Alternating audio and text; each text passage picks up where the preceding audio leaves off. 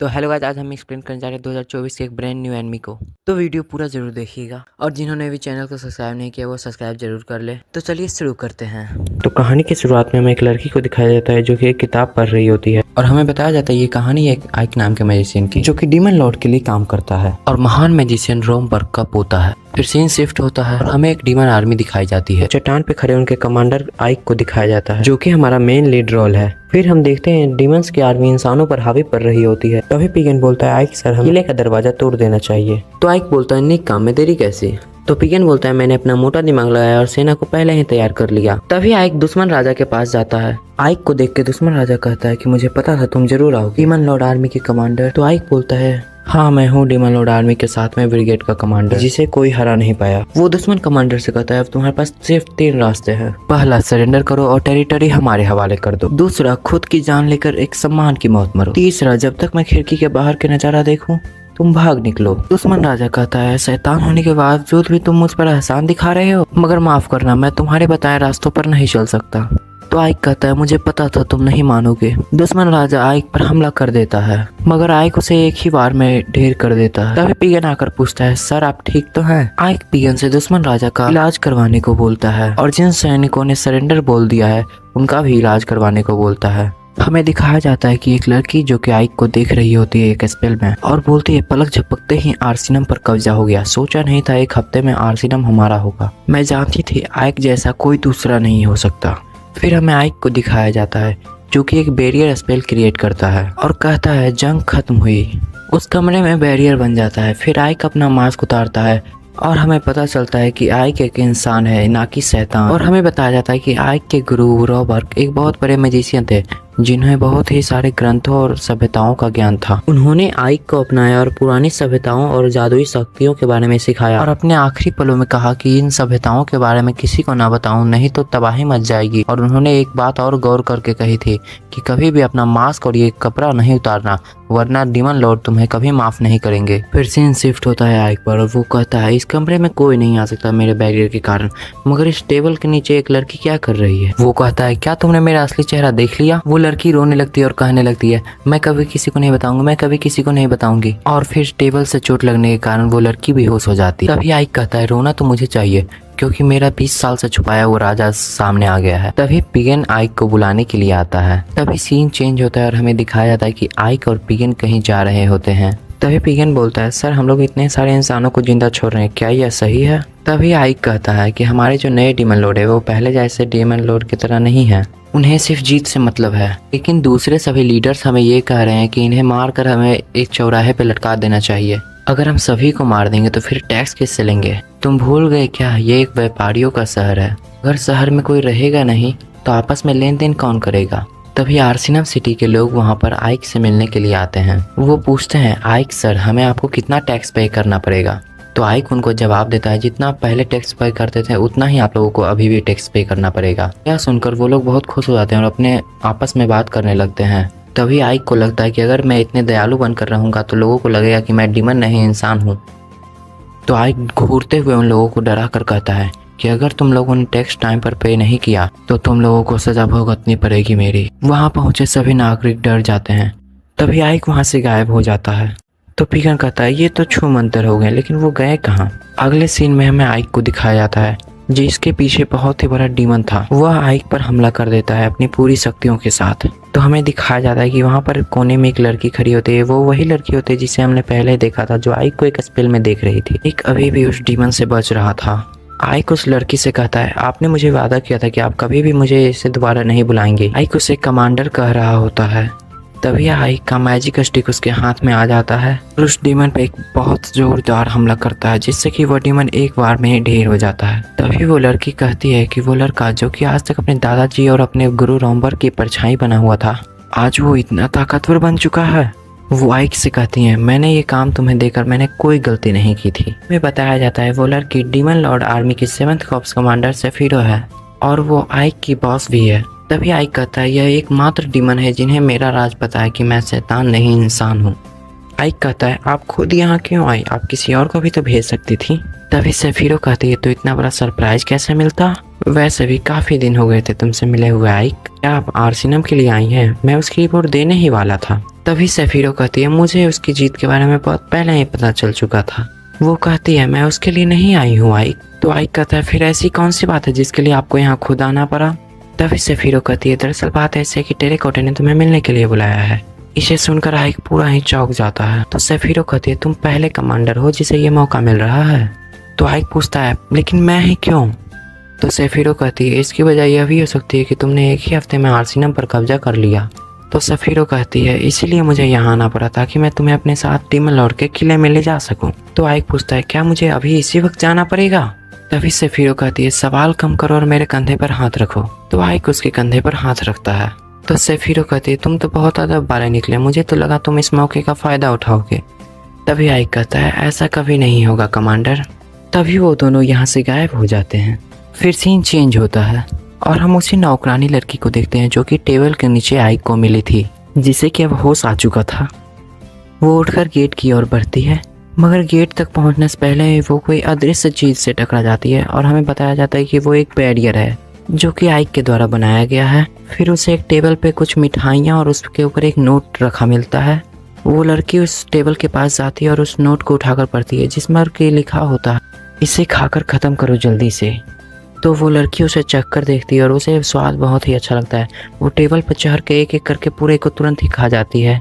फिर scene change होता है और हमें एक महल को दिखाया जाता है जो कि बहुत ही डरावना दिख रहा होता है। उसके अगल बगल बहुत सारी बिजलियाँ गिर रही होती है और फिर हमें आइक और सेफिरो को दिखाया जाता है। आइक उसे देखकर थोड़ा सा थाम जाता है। सेफिरो बोलती है क्या तुम इस करकराती बिजली को देख के डर गए? वो कहती है खैर कुछ भी हो तो तुम आखिर एक इंसान ही ना।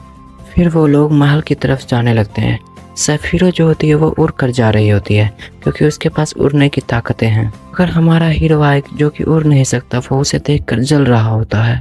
तभी आइक कहता है कमांडर क्या यह गार्ड जो है किले के बाहर ये आने जाने वाले सभी मैजिशियन को अच्छे से चेक करता है? तो सेफिरो कहती है इनका तो काम ही यही है। तुम्हें क्या लगा था डीमन लॉर्ड से मिलना इतना आसान होगा कि बिना कोई पहरेदारी के तुम्हें अंदर जाने दिया जाएगा? तभी आइक कहता है तो आपको इन लोगों को रोकना ही पड़ेगा। अगर मेरा राज बाहर आ गया तो लगता है वो मास्क जरूर उतरवाएंगे। तो सेफिरो कहती है तुम इसकी चिंता मत करो, मैं हूं ना, ये सब मैं देख लूंगी। तो सेफिरो आइक के ऊपर एक मैजिक करती है। आइक का शरीर पूरे तरह से ही चमकने लगता है, उसके ऊपर बहुत सारे ऑरा आने दिखने लगते हैं। तभी गार्ड बोलता है इतना शानदार जादू, रॉमबर्ग के पोते से इतनी उम्मीद तो हम कर ही सकते हैं। तो आइक कहता है तुम मेरे दादाजी को कैसे जानते हो? तो गार्ड बोलता है ऐसा कोई मैजिशियन पैदा नहीं हुआ जो महान मैजिशियन रॉमबर्ग को नहीं जानता हो। तभी आइक बोलता है सालों बाद भी उनको आज तक कोई भूल नहीं पाया है। तभी हमें दिखाया जाता है कि सेफिरो जो होती है वो गार्ड के पीछे होती है। फिर वो कहती है बात करने में टाइम जाया मत करो आइक, डीमन लॉर्ड इंतजार कर रहे हैं। तभी आइक और सेफिरो गार्ड के साथ अंदर जा रहे होते हैं। आइक बोलता है डीमन लॉर्ड का किला तो बहुत ही बड़ा है, डीमन लॉर्ड की ताकत को दिखाने के लिए इस महल को ऐसा बनाया गया है, इसीलिए यह जगह बहुत ही विशाल है। तो आइक सेफिरो से पूछता है अभी हमें और कितना चलना पड़ेगा? तो सेफिरो उससे जवाब में कहती है कि बस हम पहुंचने ही वाले हैं। फिर सेफिरो कहती है तुम यही सोच रहे हो ना कि मेरी उड़ने वाली शक्ति तुम्हारे पास क्यों नहीं है आइक? तो आइक कहता है ये इन्हें कैसे पता चल गया कि मैं क्या सोच रहा हूँ? तभी आइक कहता है मैं हमेशा से चाहता था कि उड़ने वाली शक्ति मेरे पास भी हो। मैं जादू से कर तो सकता हूँ मगर मैं इतनी अच्छे से नहीं कर सकता, मैं बस लंबी लंबी छलांगे मार सकता हूँ। तभी वो लोग वहाँ पर पहुँच जाते हैं। उस कमरे के बाहर वो गेट बहुत ही बड़ा होता है। तो सेफिरो कहती है तुम आइक यहाँ पे इंतजार करो, मैं उन्हें तुम्हारे आने की खबर देकर आती हूँ। तभी आइक कहता है डीमन लॉर्ड टेराकोटा ने इंसानियत के खिलाफ जंग छेड़ दी है और साथ ही डीमंस को हर चीज में आगे कर दिया है। वो डीमंस के लीडर और सबसे ज्यादा शक्तिशाली हैं और हिंसक भी हैं। चाहे दोस्त हो या दुश्मन वो किसी को भी नहीं छोड़ते हैं।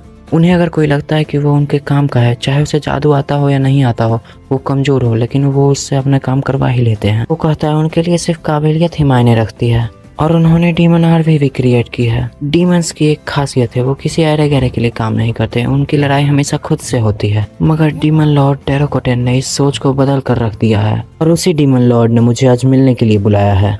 वो डीमन लॉर्ड को बहुत ही डरावना और भयंकर सोच रहा था। तभी गेट फिर से खुलता है और अंदर से सेफिरो की आवाज आती है किस सोच में पड़े हो आइक, जल्दी से अंदर आ जाओ। तभी आइक और सेफिरो वहाँ पर सर झुकाए खड़े होते हैं। तो हमें डीमन लॉर्ड को दिखाया जाता है जो कि एक लड़की होती है और वो कहती है तुम ही हो वो आइक जो सेफिरो के अंदर काम करता है? सिर ऊपर उठाओ आइक। डीमन लॉर्ड के ऐसा कहते हैं आइक अपना सर ऊपर उठा लेता है। वो देखकर चौंक जाता है कि ये तो एक लड़की है। तभी डीमन लॉर्ड कहती है मैंने तुम्हारे ऐतिहासिक जीत के बारे में सुना आइक, मुझे वो बहुत ही अच्छा लगा। तुमने बहादुरी और चालाकी से एक हफ्ते में ही आर्सेनम पर कब्जा कर लिया आइक। तो आइक कहता है मैंने वैसा ही किया जैसा मुझे कहा गया था। आइक कहता है इसका श्रेय पूरा सफीरो मैम को जाना चाहिए। तभी डीमन लॉर्ड कहती है मैंने सोचा नहीं था कि तुम इंसानों की तरह भावुक निकलोगे। तभी आइक डर जाता है कहीं मैं पकड़ा तो नहीं गया। फिर सफीरो कहती है यह महान मैजिशियन रोमबर्ग का पोता है जिन्हें जादुई दुनिया में गार्डियन ऑफ हेल का दर्जा दिया गया है। तभी डीमन लॉर्ड कहती है ओह ये महान मैजिशियन रोमबर्ग का पोता है, इसीलिए इसमें इतना विनम्रता है, इसीलिए इसकी सोच इतनी दूर की है। इसने उन इंसानों को इसीलिए नहीं मारा और उनके लीडर्स को भी इसने छोड़ दिया। तुम में वाकई खूबियां है, तुमने इंसानों को बिना मारे ही आर्सेनम पे कब्जा कर लिया। आइक डर जाता है और सोचता है मुझे पीगन की बात मान लेनी चाहिए थी, उनके लीडर्स को सभी के सामने मार के शैतान बनकर दिखाना चाहिए था। तभी आइक बोलता है डीमन लॉर्ड अगर आपकी इजाज़त हो तो मैं कुछ कहना चाहता हूँ। डीमन लॉर्ड कहते हैं हाँ ज़रूर। तो आइक कहता है शुक्रिया।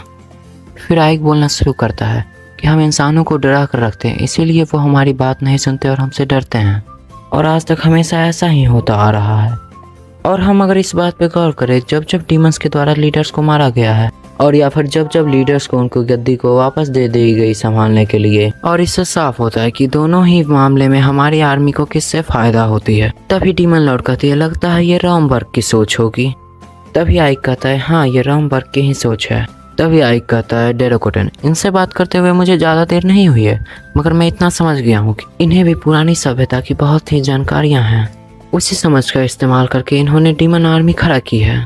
तभी डीमन लॉर्ड उड़ के आइक के पास आती है और कहती है ये बात तो साफ हो चुकी है कि तुम बाकी डीमन से बहुत ही अलग हो। डीमन लॉर्ड ये भी कहती है अगली बार जब हम मिलेंगे तो मैं तुम्हारे मास्क के पीछे छुपे ये चेहरे को देखना चाहूंगी। और डीमन लॉर्ड कहती है कि मुझे उम्मीद है कि तुम ऐसे ही काम करते रहोगे आइक।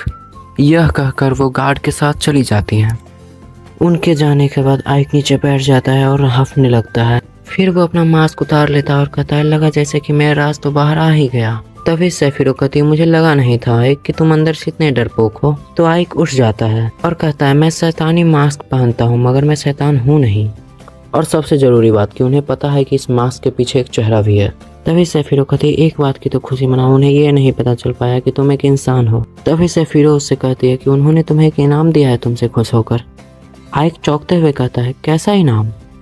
सफीरो कहती है हाँ तुम उसे इनाम कह सकते हो, लेकिन अगर मेरी नज़र से देखो तो वो एक सज़ा से कम नहीं है। फिर हमें कुछ कहा नहीं जाता कि वो इनाम क्या। फिर हमें अगले सीन में दिखाया जाता है कि आइक जो है उस सर्वेंट लड़की के पास आ जाता है जिसे कि उसने बैरियर में कैद कर दिया था। वो देखता है कि वो सो रही है तो आइक उसे उठाता है। वो फिर से उससे माफ़ी मांगना स्टार्ट कर देती है मुझे माफ़ कर दो, मुझे माफ़ कर दो, मुझे माफ़ कर दो। वो कहने लगती है मुझे गलती होगी, मुझसे गलती होगी, अब मुझे जान से मत मारिएगा, मुझे जान से मत मारिएगा, आप जो कहेंगे मैं वो करूँगी। तो आइक कहता है कि रोना बंद करो ये लड़की, मैं तुम्हें नहीं मारूंगा। आइक उस लड़की से उसका नाम पूछता है तो वो लड़की अपना नाम 13 बताती है। आइक उसे सुनकर चौंक हो जाता है कि 13 ये कैसा नाम है, मैंने तो ऐसा नाम आज तक नहीं देखा। तो वो लड़की कहती है कि सर्वेंट्स को तो नंबर से ही बुलाया जाता है, लेकिन मेरी मम्मी मुझे साटी कहती हैं क्योंकि मुझे बहुत पसंद आता था। फिर आइक कहता है ये तय हो चुका है कि मैं तुम्हें यहाँ से बाहर नहीं जाने दूंगा क्योंकि तुम्हें पता चल चुका है। इतना बोलते ही वो लड़की आइक के ऊपर लटक कर रोने लगती है। मैं किसी को नहीं बताऊंगा, मैं किसी को नहीं बताऊंगा, मुझे माफ़ कर दो, मुझे माफ़ कर दो, किसी को नहीं बताऊंगी, ये ऐसा वो कहती है। तो आइक कहता है मैं समझ गया, तुम नीचे उतरो, मगर तुम्हें यहीं रहकर मेरा काम करना पड़ेगा। आइक कहता है तुम चाहो तो मना कर सकती हो, बेशक अगर तुम्हें पसंद नहीं आया तो। मगर वो लड़की फिर से आइक को गले लगा बोलने लगती है थैंक यू मुझे अपने साथ रखने के लिए। तो आइक कहता है ठीक है, डील पक्की हुई। फिर सीन चेंज होता है और आइक और पीगन को दिखाया जाता है और वहाँ पर बहुत सारे शैतान भी थे। तभी पीगन बोलता है आइवेलिया का शासक बनने के लिए मुबारक हो सर। फिर हमें बैक का सीन दिखाया था जब सैफिरो ने आइक से इनाम की बात की थी। वहाँ पर आइक का इनाम यही था कि उसे आइवेलिया का शासक बना दिया गया था। उसका कारण यह था कि वो शहर जो है वो आर्सेनम के तुरंत आगे था और आइवेलिया सिटी डीमंस से लड़ने के लिए बिल्कुल तैयार थी। वहाँ पर सैफिरो कहती है कि वो शहर छोटा है और वहाँ की आर्मी को हल्के में मत लेना। लेकिन आइक कहता है कि हमारा सिटी तो अभी तबाह है, हम कैसे लड़ेंगे उनसे। फिर सैफिरो बताती है कि तुम्हारा काम यही है कि वहाँ से आने वाले टैक्स को दुगना करना है वहाँ पर कब्जा करके। फिर सीन शिफ्ट होता है प्रेजेंट पर, जहाँ पर आइक बोलता है इस जंग में हम इंसानियत के लिए लड़ेंगे। आइक कहता है कि उनकी तरफ से हम पर कभी भी हमला हो सकता है। आइक याद करता है कि सफीरों ने कहा था कि टैक्स को दुगना करना है। वो सोचता है कि जंग के बाद होने वाली बात को तो उन्होंने सोचा ही नहीं, टैक्स दुगना करने पर वहाँ के लोग क्या कहेंगे। फिर आइक पिगन से कहता है कि पहले हमें दीवारों की मरम्मत करानी पड़ेगी। फिर पिगन कहता है सर चिंता मत कीजिए, मैं भी अच्छे इंजीनियर और मजदूरों को लेकर आता हूँ। आइक पूछता है पिगन से दीवारों को तैयार होने में कितना समय लगेगा। तो पिगन कहता है कम से कम 6 महीने लगेंगे सर। फिर आइक पिगन से कहता है सिर्फ एक महीना है तुम लोगों के पास इस दीवार को तैयार करने के लिए, क्योंकि हमें जंग के लिए जल्द से जल्द तैयार होना पड़ेगा। अगर हालत ऐसे रही तो हम तो 2 मिनट में ढेर हो जाएंगे। फिर पिगन आइक से कहता है सर क्या इतने समय में हो पाएगा। तो आइक कहता है जरूर होगा, क्योंकि मैं सिर्फ इंसानों को नहीं शैतानों को भी इसमें यूज करूंगा, और वो शैतानों को इस काम के लिए लगा देता है। फिर हमें दिखाया जाता है कि इंसान और शैतान सब मिलकर काम कर रहे हैं और काम बहुत जल्दी हो रहा है। आइक और पिगन वहीं खड़े होते हैं और देख रहे होते हैं। तो पिगन कहता है ऐसा तो मैं पहली बार देख रहा हूँ जब इंसान और शैतान मिलकर काम कर रहे हैं। आइक सर के सोचने का तरीका सबसे अलग है। उन्होंने इंसानों और शैतानों के कामों के तरीकों को शिफ्ट में बांट दिया ताकि 24 घंटे तक काम चलता रहे। इसके लिए वो सबको पैसे भी दे रहे हैं, ये कितनी अच्छी बात है। आइक सर तो जीनियस है। अब समझ में आया लोग इन्हें सबसे अच्छा मैजिशियन क्यों कहते हैं डेमन लॉर्ड आर्मी का। फिर हमें दिखाया जाता है कि एक बहुत बड़े पत्थर को उठाने में लोगों को दिक्कतें हो रही थी, यहाँ तक कि शैतानों को भी। तो आइक वहाँ आता है और उन सबको पीछे हटने के लिए कहता है और वो अपने बार से उसे ढेर कर देता है। उस पत्थर को बहुत छोटे छोटे कणों में बांट देता है। फिर पिगन बोलता है मुझे बस इनका साथ देना है, मैं पागल था जो इन्हें छोड़ने की सोच रहा था, मुझे पता है यही अगले डेमन लॉर्ड बनेंगे। और इसी के साथ हमारा एपिसोड खत्म होता है।